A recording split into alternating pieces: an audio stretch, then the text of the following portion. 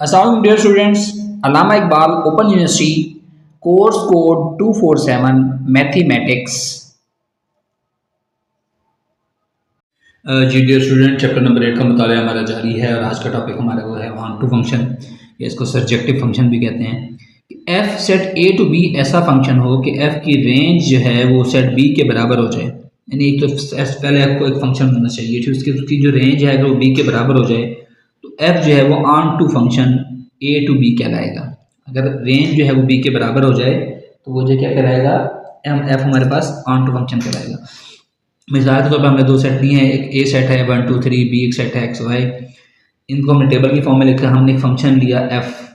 F हमने किस तरह का लिया है, वो लिया है जी 1 एक्स 2 एक्स और 3 वाई।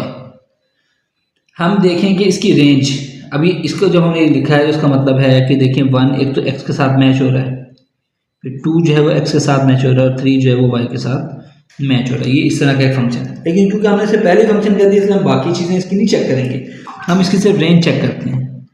क्या जी, रेंज ऑफ एफ। वो रेंज क्या होती है, दूसरे रकान वो कौन से हैं, एक्स कॉमा वाई, यानी ये देखें दूसरे रकान है ना, ये देखें किसके बराबर है, ये तो बी के बराबर है, तो लिहाजा f a onto b function है। ठीक हो गया।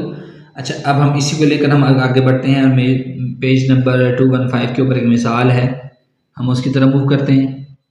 कहता है डी एक सेट है 2 व 3, सी एक सेट है पी क्यू आर। सबसे पहले तो हम सी क्रॉस डी निकालेंगे। सी क्रॉस डी निकालने का तरीका, इसको पकड़ेंगे, इसके साथ पेयर बनाते हैं, यानी कि क्या बन जाएगा पी कॉमा 2 पी कॉमा 3, फिर पकड़ेंगे Q Q comma 2 Q comma 3, फिर आप पकड़ेंगे आर आर कॉमा 2 और आर कॉमा 3।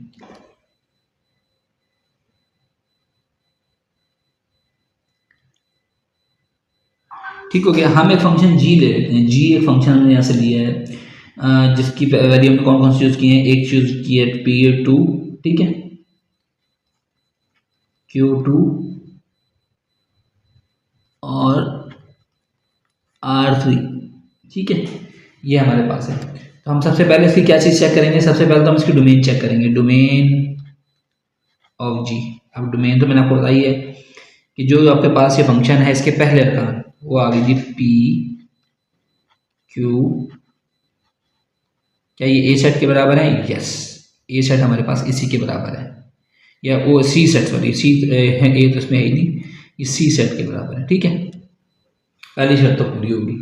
अच्छा, अब दूसरी शर्त कि जी के मुतरतब जोड़ों के पहले अरकान में तकरार ना हो। देखें जी के मुतरतब जोड़ों के पहले अरकान में तकरार है, नहीं है।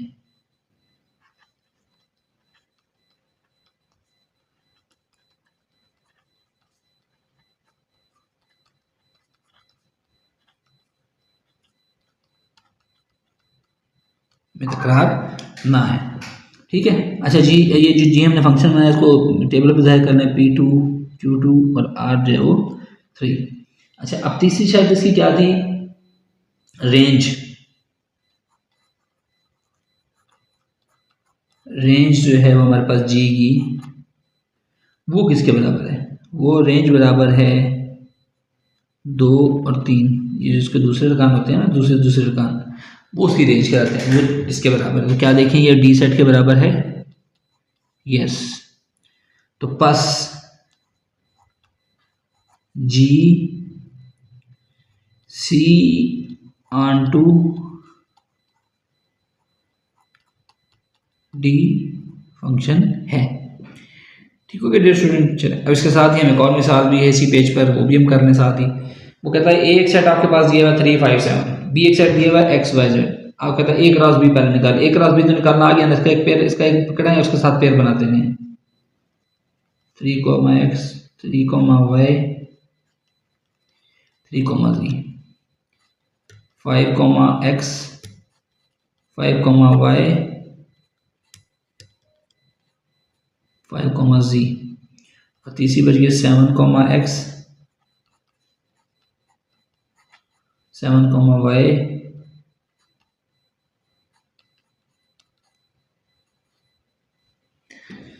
7, z। अब हम एक अपने तौर पर एक फंक्शन इसमें चूज करेंगे। फंक्शन हमने चूज किया जनाब 3, x 5, y और 7, z।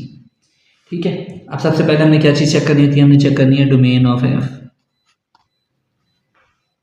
डोमेन जो होते हैं पहले अरकान 3, 5 और 7। क्या देखो, क्या ये ए सेट के बराबर है? यस, पहली शर्त तो पूरी होगी फंक्शन। दूसरी ये है कि मुतरतब जोड़ों के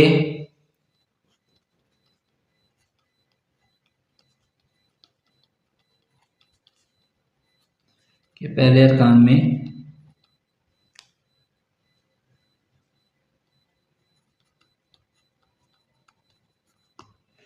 तकरार ना है। देखें इसके पहले पहले अरकान देखें 3, 5, 7, इनमें से कोई रिपीट तो नहीं हो रहा ना? इनमें से जब कोई रिपीट नहीं हो रहा तो इसका मतलब है ये वाली शर्त भी पूरी होगी। अब तीसरी शर्त पे आ जाएंगे। तीसरी शर्त है हमारे पास रेंज ऑफ एफ। रेंज क्यों दिया है? आखिरी अरकान इसके एक्स, वाई एंड, तो ये किसके बराबर है? बी के बराबर हो गई है। तीनों शर्त पूरी हो गई हैं। बस एफ जो है